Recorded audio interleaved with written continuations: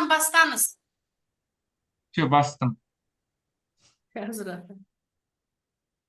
Оған енді Талғат әріптес, сіз бақа ойлана беріңіз, иә? Шығып жатыр. Бастай берейін бе?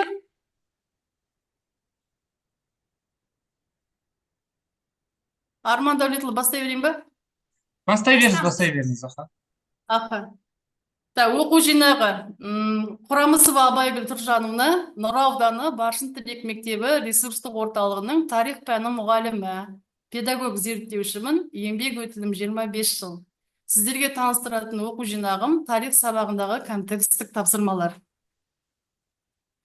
Тарих сабағында контексттік тапсырмалар мазмұннан басталады, түсінік хаты бар, кіріспе және 7 бөлімнен тұрады.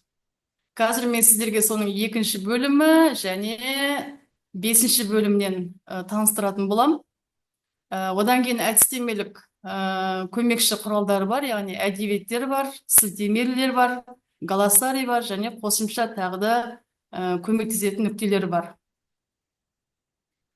Негізінен оқу жинағының мақсаты 8-ші сынып оқушыларына арналады. Жаңада мен көрсетіп кеткен болатын, міне мынандай біздің кітабымыз бар. 8-ші кластың 1-ші бөлімі. Осы 1-ші бөлімге мынау таптырмас көмекші құрал.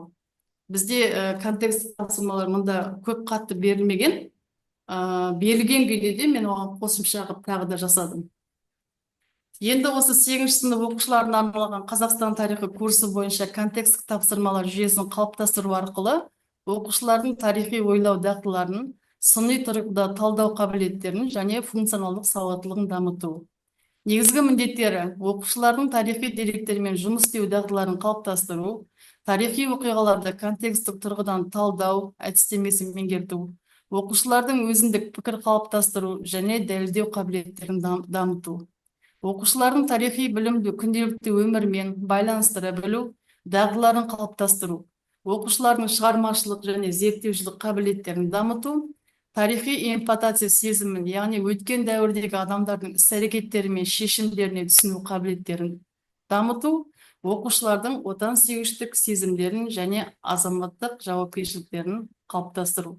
Бұл оқу жинағының негізгі мақсаттары мен міндеттері. Енді оқу жинағына тікелей қысқаша мазмұндама беретін болсам, қазіргі заманауи білім беру жүйесі оқушылардың тек қана теориялық білім алумен шектелмей, сонымен қатар алған білімдерін күнделікті өмірде қолдана білу қабілетін дамытуды талап етеді. Әсіресе тарих пәнін оқытуда контексттік тапсырмалар арқылы оқушылардың функционалдық сауаттылығын, тарихи ойлау дағдыларын қалыптастыру бүгінгі күннің өзекті мәселесіне айналды. Тарих сабағындағы контексттік тапсырмалар атты оқу жинағы осы өзекті мәселені шешуге бағытталған практикалық құрал болып табылады. Контекстік тапсырмалар арқылы оқыту білім алушыларға тарихи оқиғаларды жан-жақты қарастыруға, сол дәуірдің атмосферасын сезінуге, тарихи тұлғалардың шешімдерін түсінуге және өткен шақтың тәжірибесінен сабақ алуға мүмкіндік береді. Бұл оқу жинағының негізгі қысқаша мазмұны болып табылады. Енді контекст тапсырмалар дегеніміз не? Әріптестер, сіздер тарихи контекст тапсырманы білесіздер. Бұл мәтіндік деп аталады. Контекст тапсырмалар дегеніміз оқушылардың тарихи деректермен, құжаттармен, карталармен, статистикалық мәліметтермен, мерзімді басылымдардағы мақалалармен, тарихи суреттермен, өздерімен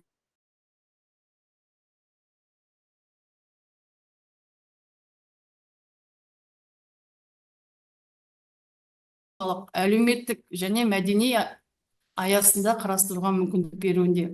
Оқушылар контексттік тапсырманы орындау барысында не болды деген сұраққа ғана емес, неліктен болды, қандай факторлар әсер етті, бұл оқиғалардың салдары қандай болды деген сұрақтарға жауап іздейді. Енді мен жаңағы осы айттым сіздерге 2-ші бөлім және 5-ші бөлімнен осындай тапсырмаларды берем. 1-ші балалардың логикалық ойлауын қызықтыру мақсатында осындай иллюстрацияланған сурет беруге болады. мынау фотосуретте біздің алаштанушы тұлғаларымыз бар, киіз үйіміз тұр және қиындыларымыз тұр. Яғни осыған қарап тапсырма қазақ газетіне берілейін деп тұр қазір. Қазақ газеті. Енді қараңыздар, жаңа тағы айтып кеткен болатын, мына кітаптың 7-ші параграфы бар, 28-ші бет. Сол 28-ші бетке осы контекстік тапсырма беріледі қазір.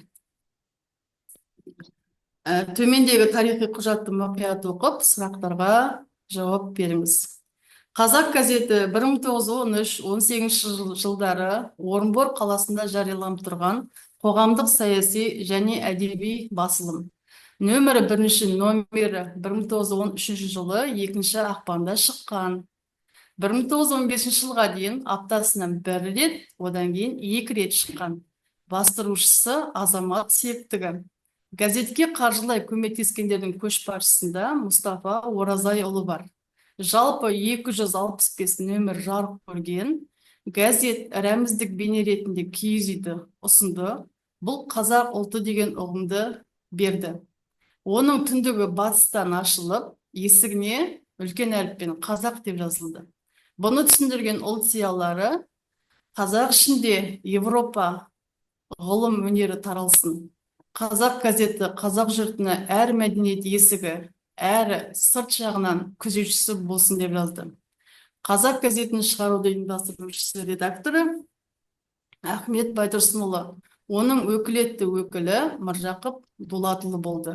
1918 жылы газетті Жанұзақ Жанбекұлы басқарды. Басылымда Ахмет Байтұрсынұлы, Әлихан Бөкейхан, Міржақып Дулатұлы, Шоқай, Тынышбайұлы, Құдайбердіұлы, Қараш, Мәрсеков, Тілеулин, Мұсағалиев, Жұмабаев, Болғанбаев, Ғаппасов, Ақбаев, Сейдалин, Торайғыров, Мәметов, Дөнентайұлы, Досмұхаметұлы, тағы басқа авторлардың мақалалары жарияланып тұрды.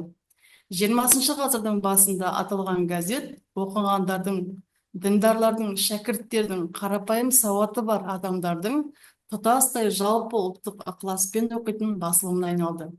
Бұдан кейін пайда болған барша елшіл газет журналдары осы қазақтың шекпенінен шықты. Міне, осындай контекстік тапсырма берілді. Әріптестер, тыңдап отырсыздар ма?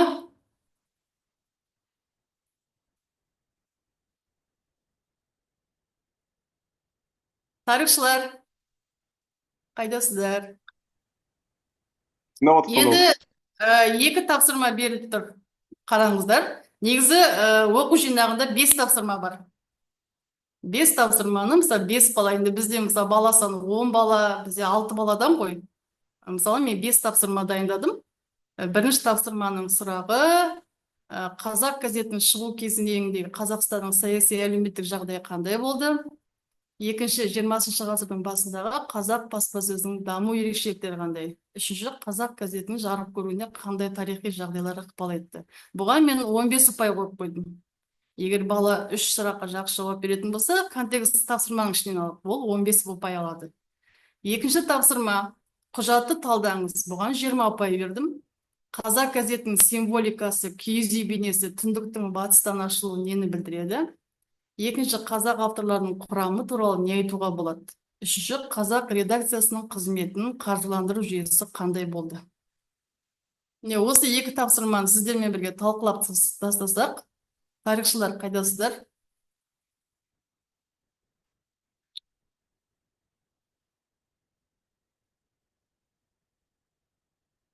Тарихшылар, естіп жатсыздар ма?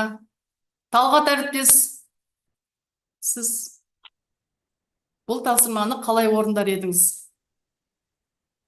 Бұл барлығы контекст тапсырманың ішінде бар. Бұл саяси әлеуметтік жағдай дегенде, ол жалпы параграф бойынша айтып тұрсыз сіз, мен білуімше. Қазақтың әлеуметтік саяси жағдай сол уақытта партиялардың құрылуы, сол кезде патша жарлық шығарады ғой. Жаңағыда неге бостандық беріледі, саяси ұйымдар құрылуға 1905 жылдан кейін бастап. сол кезде уже мемлекет думаға кіре бастайды сол қазақтың зиялылары. Содан кейін барып қазақтар саяси жағдай сол кезде мына елердің қазақ зиялы қауымның қазақтың неге білімге тәрбиелеу сол өте жақсы жандана бастады. Сол қазақ газетінің ішінде осы оқиғалардың барлығы көрсетілді ғой, қазақты жалпы тәрбиеледі ғой сол кезде. Мәтін бар ғой, еуропалық жаңағы мәтінде байқадым, еуропалық даму деген. Соның өзі сол біз еуропалық еліктеп қазақтар сол Еуропа демократиялық сипатта дамытуды мақсат етті ғой, қазақтың зиялы өкілдері. Соны сонда саяси әлеуметтік жағдай сондай болды сол кездері халықтың. Жаңа халықты білімге не істеу, насихаттау, білімді насихаттау. Соны айтатын едім енді, саяси жағдай ахуал солай болды. Әртүрлі ұйымдар, көптеген ұйымдар құрыла бастады сол кезде. Соны айтуға болады, мысалы, саяси жағдайға айтатын мысалы. Бірақ халықтың жағдайы қиын болды ол уақытта, әлеуметтік жағдайы өте нашар болды. Құқықтары болмады мүлдем. Шектелді құқықтары халықтың. Жағдайы өте төмен болды, тіл шектеліп жатты, дін шектеліп жатты. Сол айтуға болады, саяси әлеуметтік жағдайын.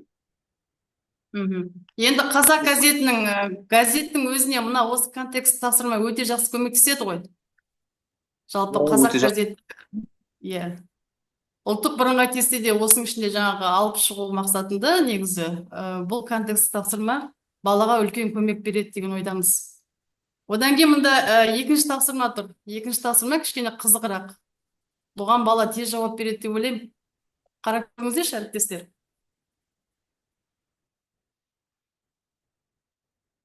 Басқа әріптестер жоқ па екен? Қайдасыздар? Сәлеметсіздер ме, әріптестер? Екінші тапсырма шынымен қызықтырақ баланың тұрғысынан қарасақ. Мысалы, қазақ газетінің символикасы, яғни түндіктің батыстан ашылуы, жаңа контекстте көрсетілген қазақ зиялылары европалық ғылымға, яғни есік ашу деген сияқты, Европа ғылым өнері таралсын. Ал қазақ жұртына қазақ газеті есік ашып мәдениетке әрі сырттан қорғаушы болсын деген ұғымды, сондай мағынаны білдіреді деп. Екінші сұрақ қандай еді? Қазір қоям.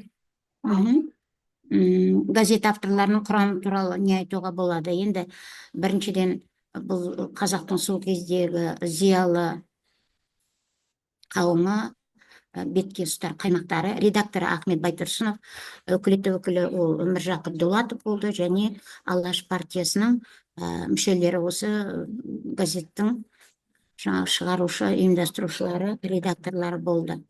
Одан кейін бұл газетті қаржыландырудың, қызметін қаржыландыру жүйесі қандай болды? Бұл сол кездегі меценаттардың көмегімен шығып отырды. Аптасына бір рет басында, одан кейін 2 рет. Оның ішінде, мысалы, көшбасшысы қаржылай көмектескендердің Мұстафа Оразайұлы болды деп балалар жазады деп ойлаймын. Жақсы, әріптес, Балқаш қаласы. Сіздің есіміңіз көрініп тұрған жоқ? Рахмет сізге көп.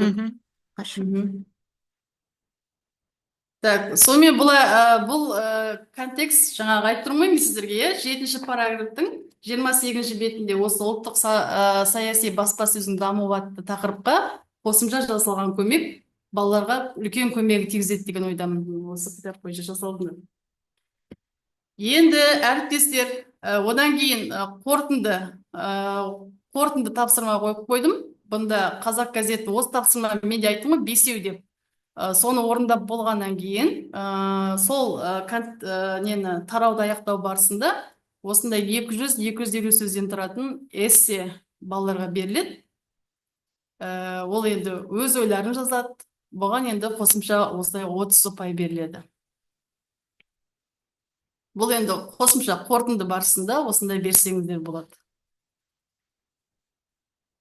Тапсырма өте қызықты ғана емес, сонымен қатар балалардың академиялық білімін толыққанды академиялық білімді толыққанды меңгеруге бағытталған екен. Фактілерді, деректерді пайдалана отырып, осыны эссені жазғанның өзінде баланың көп нәрсе есінде қалады. Қызықты екен тапсырма. Рахмет, әріптес, көп. Келесі енді бір тапсырманы талқылап тастасақ, бұл суретте көріп тұрсыздар, иә? Бірге отырып сөйлесейікші міне. Мысалы, қазір мен Ыбырай Жақаевты беріп тұрмын, сосын тыл жұмысындағы әйелдердің еңбегі. Яғни, бұл бізде 57-58 параграф, 57-58 параграф бойынша, екі параграф, міне. Осында Ұлы Отан соғысы кезіндегі тыл еңбегі бейнеленген болатын тұғын. Бұл жерде Ыбырай Жақаевтарды айтып кетеді, бірақ менде мынандай тапсырма бар. Қарап көріңіздер.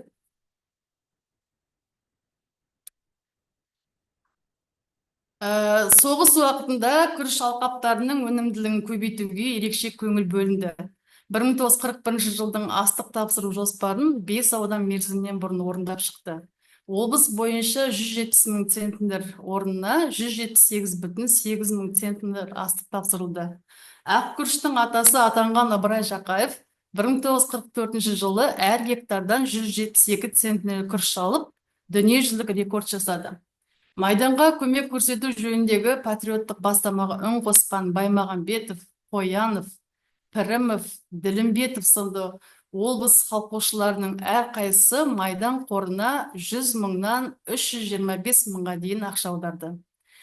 Қызылорда колхозшысы танк колоннасының құрылысына Сырдария ауданы Қарауылтөбе ауыл шаруашылық артелінің 65 жасар колхозшысы Өмірбаев Керуенбай 200 мың рубль салған екен. Соғыс жылдарында әйелдер күшімен денсаулығын аямай, жанкештілікпен еңбек етті. Олар соғыстың алғашқы күндерінен бастап шаруашылықтың барлық салаларында майданға кеткен азаматтардың орнын басты. Облыстық партия комитеті 1941 жылғы 3-ші даярлау 3 шілдеде өнеркәсіп орындарында, мекемелер мен ұйымдарда маман жұмысшы әйелдер даярлау шаралары туралы қаулы қабылдады. Ұйымдар мен мекемелерге тез арада өндірістен қол үзбей қысқа мерзімді курстарда маман жұмысшылар даярлау міндеті қойылды.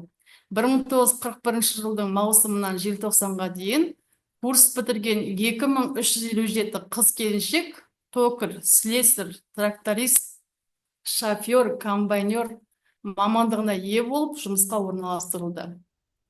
Облыс әйелдері еліміздің мықты қорғаныс қорын жасауға барынша белсенді түрде көмек көрсетті.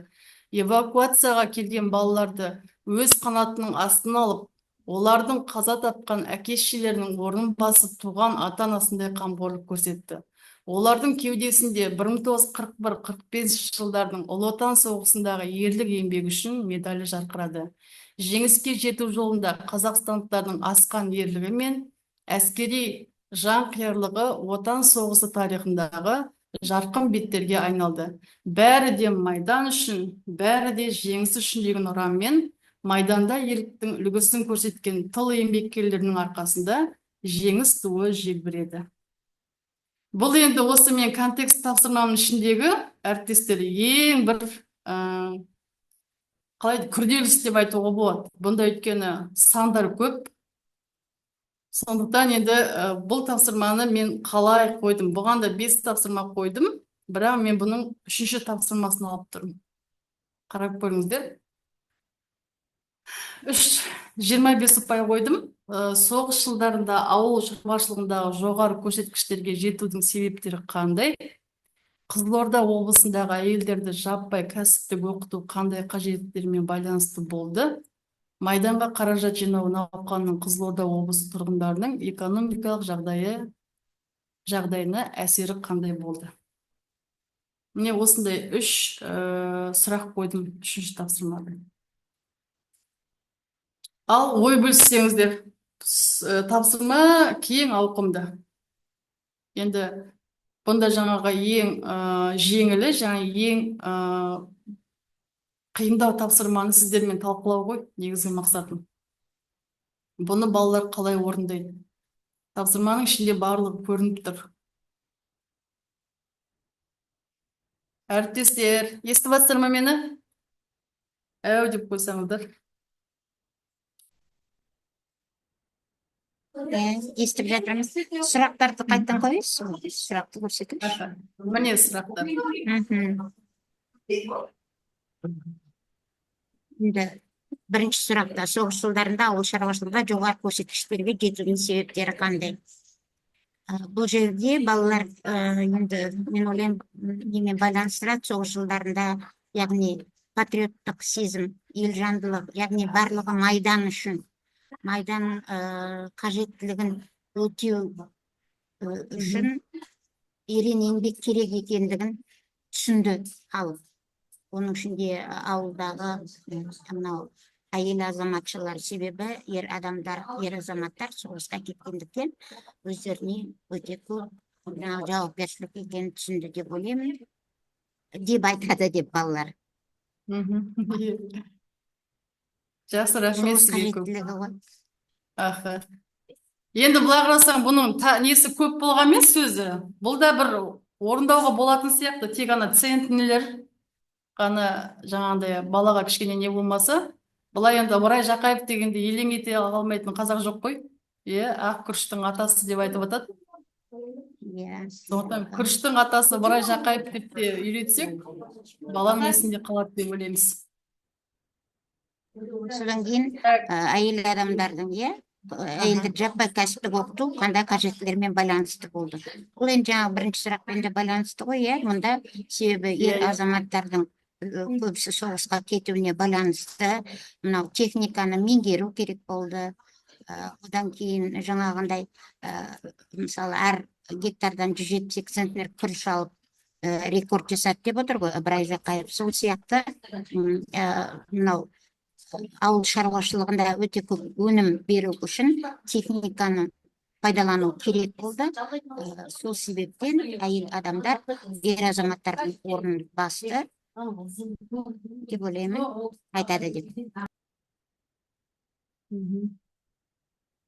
Рахмет сізге көп.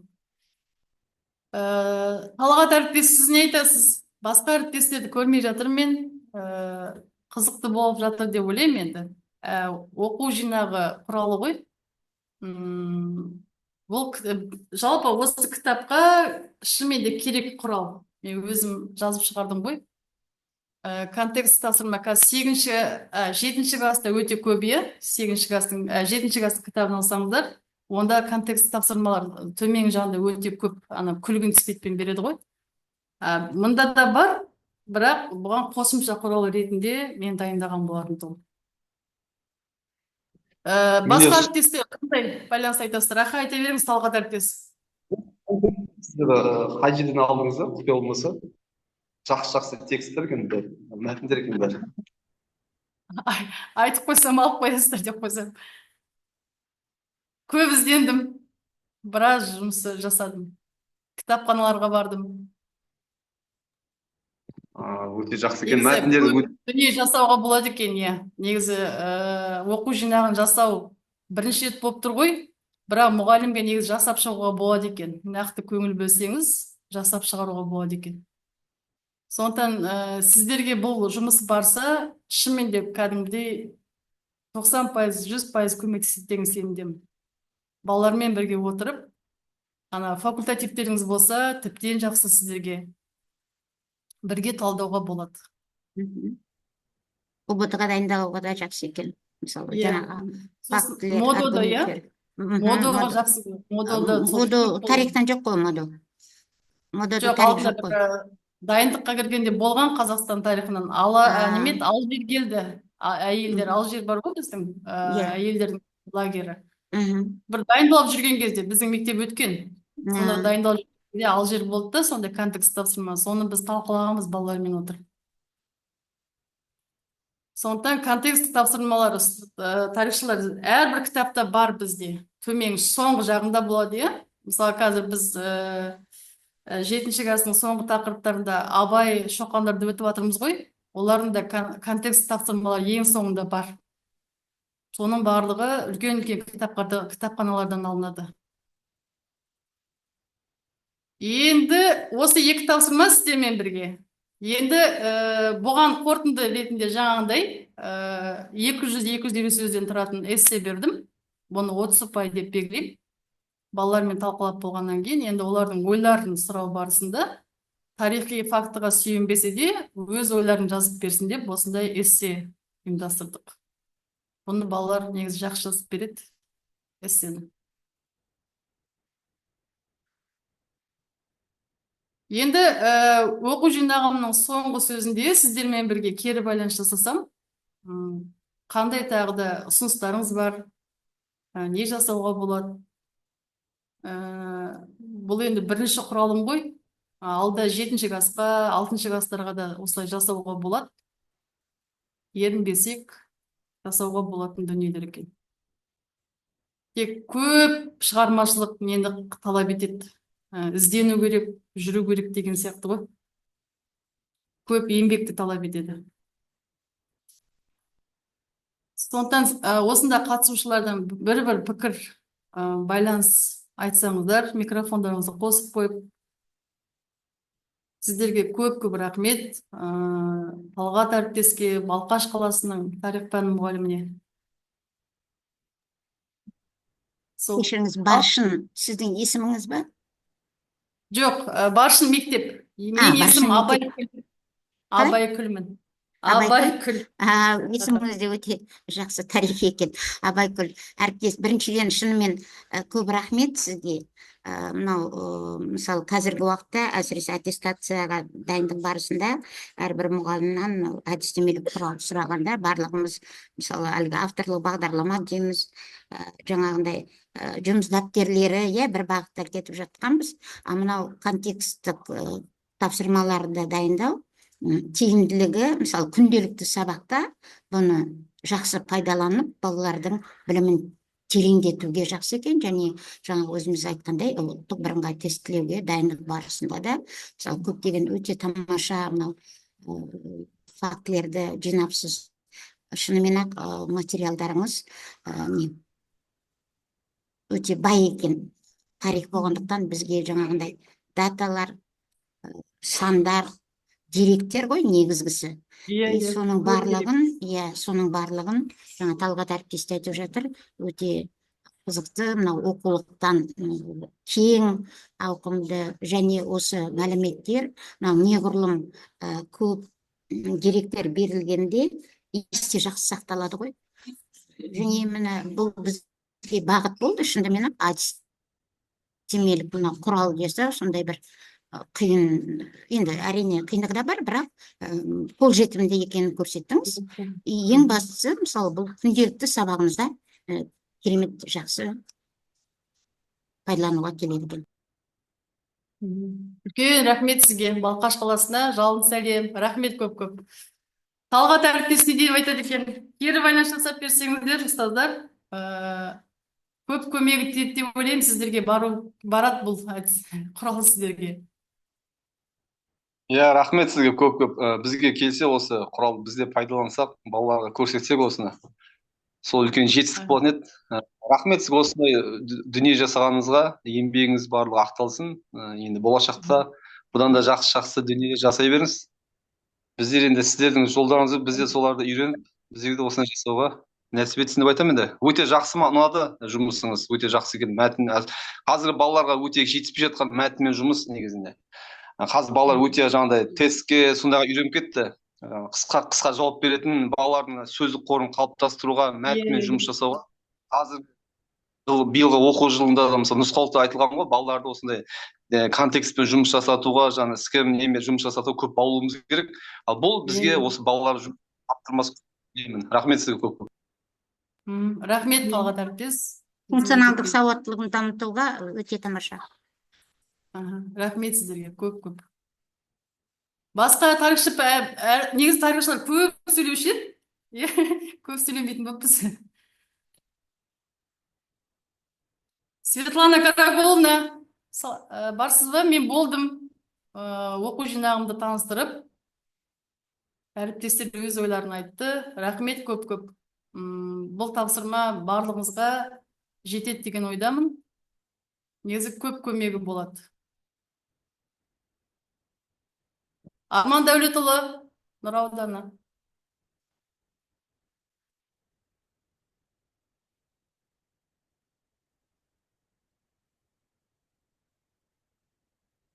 Арман Дәулетұлы.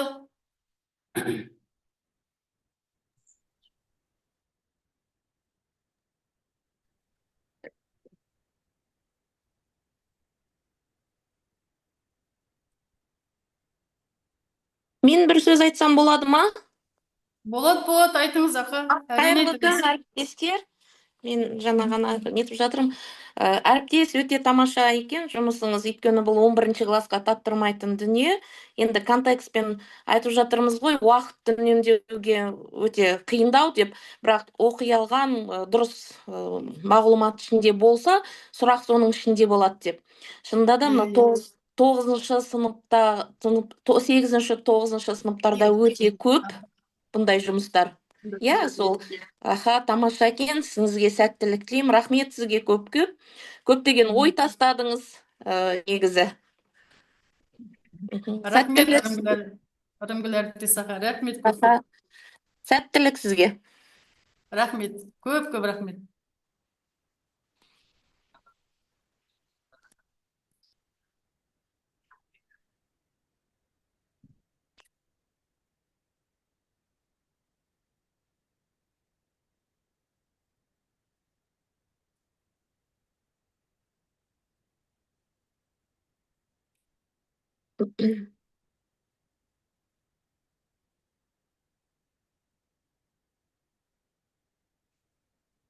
Құрметті әріптестер, үлкен көп рахмет жаңа Талғат әріптеске, Балқаш қаласындағы әріптеске. Сіздің есіміңіз 3-ші мектеп, иә? 25-ші мектеп. Сыздыкова Санура. Аха. Санура әріптеске көп рахмет сіздерге. Қалған әріптестер де ойлаймын, сіздерге де ұнады деген сенімдемін. Көп рахмет. Алтын уақыттарыңыз үшін рахмет сіздерге. Әдемі кездесу, осындай зуммен әдемі семинарлар бола берсін. Жақсы пікірлер айта берейік. Рахмет, көп. Шыға берулеріңізге болады. Рахмет. Сіздерге көп рахмет. Мазмұнды, тиімді семинар болды. Рахмет, көп.